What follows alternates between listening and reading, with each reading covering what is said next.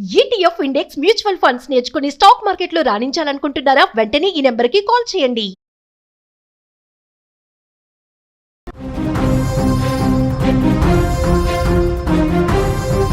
Cherlapalli railway track పైన తన ఇద్దరు పిల్లలతో కలిసి బల్వన్మరణం చేసుకున్నటువంటి విజయశాంతి రెడ్డి కేసులో మిస్టరీ రోజుకొక మలుపు తిరుగుతుంది. ఇప్పటికీ వారం దాటింది.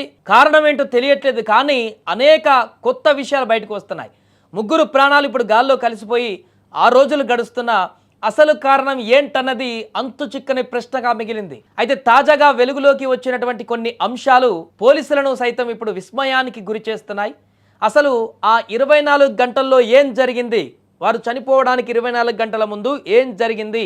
తన బిడ్డని, కూతురిని హాస్టల్లో వదిలిపెట్టిన మరుక్షణమే మళ్ళీ ఎందుకు వెనక్కి తీసుకువచ్చారు? బంధువు చనిపోయారనే అబద్ధం వెనుక ఉన్న అసలు రహస్యం ఏంటి అనేది తేలాలి. ఆ 24 గంటలు ఫస్ట్ హాస్టల్లో పాపను దింపేసి వచ్చిన తర్వాత 24 గంటలే మళ్ళొచ్చి తీసుకుపోయిందంట. ఆ 24 గంటల్లో తనను అంతగా వేధించినటువంటి అంశం ఏంటి? ఎవరు వేధిస్తే ఈ రకమైనటువంటి నిర్ణయానికి తీసుకుంది అనేది ఇక్కడ ప్రశ్నగా మారింది. కేసులో కొన్ని విషయాలను గమనిస్తే విజయారెడ్డి ఆత్మహత్య నిర్ణయం ముందే తీసుకున్నది కాదనేటువంటి అనుమానాలు బలపడుతున్నాయి. ఎందుకంటే ముందే తీసుకుంటే ఒకవేళ పాపను మరలా హాస్టల్లో దింపేసి ఉండకపోయి ఉండేది. తను ఎప్పట్లాగానే అటు కన్స్ట్రక్షన్ పని చేస్తుంది ఇంటిది, తన పాపను ఇంటికి తీసుకొచ్చి మళ్ళీ హాస్టల్లో జాయిన్ చేయించింది. మరలా ఇంటికి వచ్చిన తర్వాత 24 అవర్స్ తర్వాత ఏదో జరిగింది. వెంటనే మళ్ళీ పిల్లల దగ్గరికి వెళ్ళి వాళ్ళని తీసుకుని వెళ్ళి రైల్వే ట్రాక్ దగ్గరికి వెళ్ళింది. దీనికి ప్రధాన కారణం ఆమె కూతురు చైతన్ రెడ్డి హాస్టల్ టైంలోనే జనవరి 27న కూతురుని ఇంటికి తీసుకువెళ్లి జేడబ్ల్యూ పరీక్ష రాయించిన విజయారెడ్డి 29న మళ్ళీ క్షేమంగా హాస్టల్లో డ్రాప్ చేశారు.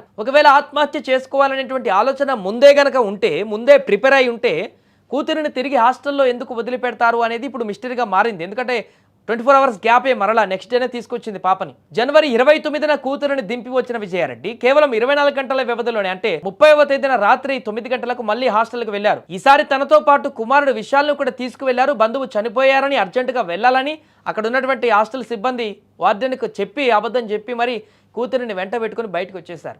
ఆ తర్వాతే ముగ్గురు కలిసి చర్లపల్లి రైల్వే ట్రాక్ దగ్గర గూడ్స్ రైల్ కింద పడి బల్వన్మరణానికి పాల్పడ్డారు. ఆ 24 గంటల్లో ఆమెపై ఎవరైనా ఒత్తిడి తెచ్చారా, లేక ఏదైనా ఫోన్ కాల్ ఆమెను ఇంతటి కఠిన నిర్ణయం తీసుకునేలా చేసిందా అనే కోణంలో ఇప్పుడు పోలీసులు దర్యాప్తు చేస్తున్నారు. కుటుంబ సమస్యలు లేదా ఆస్తి తగాదాలు ఉన్నట్లు ఇప్పటివరకు ఎలాంటి ఆధారాలు లభ్యం కాలేదు కాబట్టి పోలీసులు ఇప్పుడు ఆమె బ్యాంకు లావాదేవీల పైన కూడా దృష్టి సారించారు. ఆర్థిక ఇబ్బందులు ఏమైనా ఉన్నాయా అన్న కోణంలో కూడా చెక్ బుక్స్ కానీ బ్యాంక్ స్టేట్మెంట్స్ పరిశీలిస్తున్నారు. ఎందుకంటే ఒకవైపు ఫ్లాట్కి అడ్వాన్స్ ఇచ్చింది, ఒక ఫ్లాట్కి ఆల్రెడీ నారపల్లిలో ఒక ఇల్లు కన్స్ట్రక్షన్ కూడా చేపిస్తుంది. కాల్ లెటర్ రికార్డ్స్ ఈ కేసులో కీలకంగా మారనున్నాయి. ఏ తప్పు తెలియని ఇద్దరు చిన్నారుల ప్రాణాలు కూడా బలి కావడం ఇప్పుడు అందరినీ కలిచివేస్తుంది. అసలు ఆ ఆఖరి కాల్ ఎవరిది? విజయారెడ్డి మరణం వెనుక ఉన్న ఆ అదృశ్య శక్తి ఎవరు అన్నది తెలియాల్సి ఉంది. ఖచ్చితంగా ఇది తనకు తానుగా ముందే ప్రిపేర్ అయి తీసుకున్నటువంటి నిర్ణయం లాగైతే కనిపించట్లేదు. ఖచ్చితంగా ఎవరో ఏదో అదృశ్య శక్తి ఆ 24 గంటల సమయంలోనే విజయశాంతి రెడ్డిని వేటాడింది.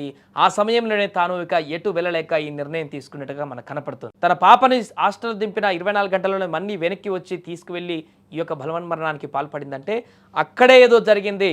ఎవరి ప్రోద్బలమో లేకుంటే ఎవరి వేధింపుల కారణంగానో, ఏ అదృశ్య శక్తి కారణంగానో ఆమె ఇంత దారుణమైనటువంటి నిర్ణయానికి తీసుకుంది అనేది ఖచ్చితంగా తెలియాల్సిన పరిస్థితి ఉందనేది మరొకసారి ఇప్పుడు బయటకు వస్తుంది. అంటే ఈ కేసులో ఒక్కొక్క అడుగు వేస్తున్న కొద్దీ ఒక్కొక్క అనుమానం పెరిగిపోతుంది. ఉదయం వరకు ఇక ఈ కేసులో ఇంకా సాధారణంగానే ఆమె ఒంటరితనంతో చనిపోయిందని చెప్పేసి అనుకున్నాం, కానీ ఇప్పుడు వచ్చిన ఒక అప్డేట్ ప్రకారం చూస్తే అసలు ఇంపాసిబుల్ అనిపిస్తుంది. ఆమె ఒంటరితనంతో మెంటల్గా పూర్తిగా మెంటల్ స్టెబిలిటీ కోల్పోయి ఈ రకమైనటువంటి నిర్ణయానికి వచ్చిందనుకుంటే 24 గంటల ముందే తన పాపని హాస్టల్లో దింపేసి వచ్చి మరలా హాస్టల్కి వెళ్ళి తీసుకుని వెళ్ళి ఆ తర్వాత 24 గంటల తర్వాత ట్రాక్ దగ్గరికి వెళ్ళి బలవన్మరణానికి పాల్పడాల్సిన పరిస్థితి ఎలా వస్తుంది? ముందే ప్రిపేర్ అయితే, అంతకు ముందే ప్రిపేర్ అయితే పాపను అక్కడే ఇంటికాడ ఉంచి వన్ డేనే 24 గంటల టైం కాబట్టి నెక్స్ట్ డే అలా వెళ్ళేసేయాల్సి ఉండేది. కానీ అలా కాలేదు. దింపేసిన తర్వాత ఏదో జరిగింది. ఇంటికి వచ్చిన తర్వాతనో లేకుంటే ఆఫీస్కి వెళ్ళిన తర్వాతనో ఎక్కడో విజయశాంతి రెడ్డికి ఏదో జరిగింది. ఎవరో ఏదో అదృశ్య శక్తి తనను వెంటాడింది, వేధించింది. వెంటనే తను ఇక ఈ లోకంలో ఉండకూడదని నిర్ణయించుకుంది. ఆ వెంటనే పిల్లల దగ్గరికి వెళ్ళి వాళ్ళని తీసుకుని ట్రాక్ దగ్గరికి వెళ్ళి ఇది జరిగినటువంటి పరిస్థితి. హాస్టల్లో రికార్డ్ అయినటువంటి అప్డేట్ ప్రకారం, డేటా ప్రకారం ఈ కొత్త అంశం వెలుగులోకి రావడం జరిగింది. కాబట్టి ఈ కేసులో మరొక అనుమానం బలపడింది. ఇప్పుడు ఆ 24 గంటలే కీలకమైనటువంటి అంశం ఇప్పుడు ప్రస్తావనకు వస్తుంది. ఆ 24 గంటల్లో ఏం జరిగింది అనేది క్షుణ్ణంగా పరిశీలించి ఆమె ఎక్కడెక్కడ తిరిగింది ఆ 24 గంటలు, ఎవరైనా ఇంటికి వచ్చారా, తన ఎక్కడికైనా వెళ్ళిందా, ఎవరైనా కలిసిందా 24 గంటల్లో, ఎవరితో ఫోన్ మాట్లాడింది, ఎక్కడైనా మెసేజ్లు ఉన్నాయా, మెయిల్స్ కూడా చెక్ చేసి వాట్ ఇస్ వాట్ అని చూస్తే దీంట్లో కొంత క్లారిటీ ఏమైనా వస్తుందేమో అనేది చూడాలి.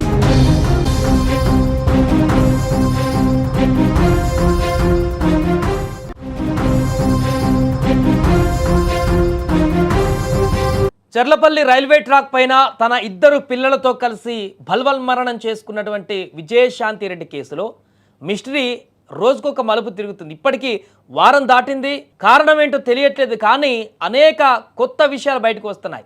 ముగ్గురు ప్రాణాలు ఇప్పుడు గాల్లో కలిసిపోయి 6 రోజులు గడుస్తున్న అసలు కారణం ఏంటన్నది అంతు చిక్కని ప్రశ్నగా మిగిలింది. అయితే తాజాగా వెలుగులోకి వచ్చినటువంటి కొన్ని అంశాలు పోలీసులను సైతం ఇప్పుడు విస్మయానికి గురి చేస్తున్నాయి. అసలు ఆ 24 గంటల్లో ఏం జరిగింది, వారు చనిపోవడానికి 24 గంటల ముందు ఏం జరిగింది, తన బిడ్డని కూతురిని హాస్టల్లో వదిలిపెట్టిన మరుక్షణమే మళ్ళీ ఎందుకు వెనక్కి తీసుకువచ్చారు, బంధువు చనిపోయారనే అబద్ధం వెనుక ఉన్న అసలు రహస్యం ఏంటి అనేది తేలాలి. ఆ 24 గంటలు ఫస్ట్ హాస్టల్లో పాపను దింపేసి వచ్చిన తర్వాత 24 గంటలే మళ్ళొచ్చి తీసుకుపోయిందంట. ఆ 24 గంటల్లో తనను అంతగా వేధించినటువంటి అంశం ఏంటి, ఎవరు వేధిస్తే ఈ రకమైనటువంటి నిర్ణయానికి తీసుకుంది అనేది ఇక్కడ ప్రశ్నగా మారింది. కేసులో కొన్ని విషయాలను గమనిస్తే విజయారెడ్డి ఆత్మహత్య నిర్ణయం ముందే తీసుకున్నది కాదనేటువంటి అనుమానాలు బలపడుతున్నాయి. ఎందుకంటే ముందే తీసుకుంటే ఒకవేళ పాపను మరలా హాస్టల్లో దింపేసి ఉండకపోయి ఉండేది. తను ఎప్పట్లాగానే అటు కన్స్ట్రక్షన్ పని చేస్తుంది ఇంటిది, తన పాపను ఇంటికి తీసుకొచ్చి మళ్ళీ హాస్టల్లో జాయిన్ చేయించింది. మరలా ఇంటికి వచ్చిన తర్వాత 24 అవర్స్ తర్వాత ఏదో జరిగింది, వెంటనే మళ్ళీ పిల్లల దగ్గరికి వెళ్ళి వాళ్ళని తీసుకుని వెళ్ళి రైల్వే ట్రాక్ దగ్గరికి వెళ్ళింది. దీనికి ప్రధాన కారణం ఆమె కూతురు చైతన్ రెడ్డి హాస్టల్ టైంలోనే జనవరి 27న కూతురుని ఇంటికి తీసుకువెళ్లి జేడబ్ల్యూ పరీక్ష రాయించిన విజయారెడ్డి 29న మళ్ళీ క్షేమంగా హాస్టల్లో డ్రాప్ చేశారు. ఒకవేళ ఆత్మహత్య చేసుకోవాలనేటువంటి ఆలోచన ముందే గనక ఉంటే, ముందే ప్రిపేర్ అయి ఉంటే కూతురిని తిరిగి హాస్టల్లో ఎందుకు వదిలిపెడతారు అనేది ఇప్పుడు మిస్టరీగా మారింది. ఎందుకంటే 24 అవర్స్ గ్యాపే మరలా నెక్స్ట్ డేనే తీసుకొచ్చింది పాపని. జనవరి 29న కూతురుని దింపి వచ్చిన విజయారెడ్డి కేవలం 24 గంటల వ్యవధిలోనే, అంటే 30వ తేదీన రాత్రి 9 గంటలకు మళ్ళీ హాస్టల్కి వెళ్లారు. ఈసారి తనతో పాటు కుమారుడు విశాల్ను కూడా తీసుకువెళ్లారు. బంధువు చనిపోయారని అర్జెంటుగా వెళ్లాలని అక్కడ ఉన్నటువంటి హాస్టల్ సిబ్బంది వార్డెన్కు చెప్పి అబద్ధం చెప్పి మరి కూతురిని వెంట పెట్టుకుని బయటకు వచ్చేశారు. ఆ తర్వాతే ముగ్గురు కలిసి చర్లపల్లి రైల్వే ట్రాక్ దగ్గర గూడ్స్ రైల్ కింద పడి బలవన్మరణానికి పాల్పడ్డారు. ఆ 24 గంటల్లో ఆమెపై ఎవరైనా ఒత్తిడి తెచ్చారా, లేక ఏదైనా ఫోన్ కాల్ ఆమెను ఇంతటి కఠిన నిర్ణయం తీసుకునేలా చేసిందా అనే కోణంలో ఇప్పుడు పోలీసులు దర్యాప్తు చేస్తున్నారు. కుటుంబ సమస్యలు లేదా ఆస్తి తగాదాలు ఉన్నట్లు ఇప్పటివరకు ఎలాంటి ఆధారాలు లభ్యం కాలేదు కాబట్టి పోలీసులు ఇప్పుడు ఆమె బ్యాంకు లావాదేవీలపైన కూడా దృష్టి సారించారు. ఆర్థిక ఇబ్బందులు ఏమైనా ఉన్నాయా అన్న కోణంలో కూడా చెక్ బుక్స్ కానీ బ్యాంక్ స్టేట్మెంట్స్ పరిశీలిస్తున్నారు. ఎందుకంటే ఒకవైపు ఫ్లాట్కి అడ్వాన్స్ ఇచ్చింది, ఒక ఫ్లాట్కి ఆల్రెడీ నారపల్లిలో ఒక ఇల్లు కన్స్ట్రక్షన్ కూడా చేపిస్తుంది. కాల్ లెటర్ రికార్డ్స్ ఈ కేసులో కీలకంగా మారనున్నాయి. ఏ తప్పు తెలియని ఇద్దరు చిన్నారుల ప్రాణాలు కూడా బలి కావడం ఇప్పుడు అందరినీ కలిచివేస్తుంది. అసలు ఆ ఆఖరి కాల్ ఎవరిది, విజయారెడ్డి మరణం వెనుక ఉన్న ఆ అదృశ్య శక్తి ఎవరు అన్నది తెలియాల్సి ఉంది. ఖచ్చితంగా ఇది తనకు తానుగా ముందే ప్రిపేర్ అయి తీసుకున్నటువంటి నిర్ణయం లాగైతే కనిపించట్లేదు. ఖచ్చితంగా ఎవరో ఏదో అదృశ్య శక్తి ఆ 24 గంటల సమయంలోనే విజయశాంతి రెడ్డిని వేటాడింది. ఆ సమయంలోనే తాను ఇక ఎటు వెళ్ళలేక ఈ నిర్ణయం తీసుకున్నట్టుగా మనకు కనపడుతుంది. తన పాపని హాస్టల్ దింపిన 24 గంటల్లోనే మళ్ళీ వెనక్కి వచ్చి తీసుకువెళ్ళి ఈ యొక్క బలవన్మరణానికి పాల్పడిందంటే అక్కడే ఏదో జరిగింది.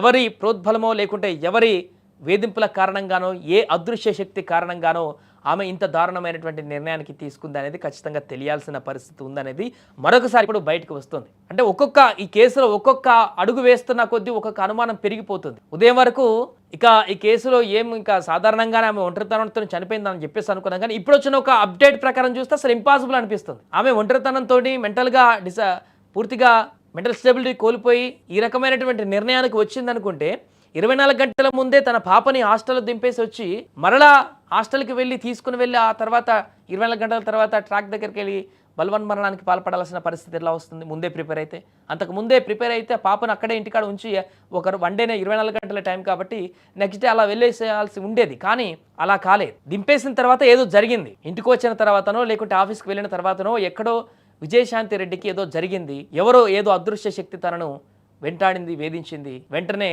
తను ఇక ఈ లోకంలో ఉండకూడదని నిర్ణయించుకుంది. ఆ వెంటనే పిల్లల దగ్గరికి వెళ్ళి వాళ్ళని తీసుకొని ట్రాక్ దగ్గరికి వెళ్ళి ఇది జరిగినటువంటి పరిస్థితి. హాస్టల్లో రికార్డ్ అయినటువంటి అప్డేట్ ప్రకారం డేటా ప్రకారం ఈ కొత్త అంశం వెలుగులోకి రావడం జరిగింది. కాబట్టి ఈ కేసులో మరొక అనుమానం బలపడింది. ఇప్పుడు ఆ 24 గంటలే కీలకమైనటువంటి అంశం ఇప్పుడు ప్రస్తావనకు వస్తుంది. ఆ 24 గంటల్లో ఏం జరిగింది అనేది క్షుణ్ణంగా పరిశీలించి ఆమె ఎక్కడెక్కడ తిరిగింది ఆ 24 గంటలు, ఎవరైనా ఇంటికి వచ్చారా, తన ఎక్కడికైనా వెళ్ళిందా, ఎవరైనా కలిసిందా 24 గంటల్లో, ఎవరితో ఫోన్ మాట్లాడింది, ఎక్కడైనా మెసేజ్లు ఉన్నాయా, మెయిల్స్ కూడా చెక్ చేసి వాట్ ఇస్ వాట్ అని చూస్తే దీంట్లో కొంత క్లారిటీ ఏమైనా వస్తుందేమో అనేది చూడాలి.